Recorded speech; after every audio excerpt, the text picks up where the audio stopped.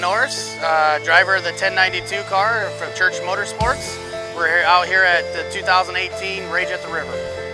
Love this course. I mean, it does get a little beat up, but the Church Motorsports car is actually working really well. Looking forward to just going out there and really standing on it. The Church Motorsports family, I've known them for quite a long time now. Good family friend of ours. Honestly, the sweetest people you could ever meet. Couldn't give them a big enough thanks to allow us to race their car.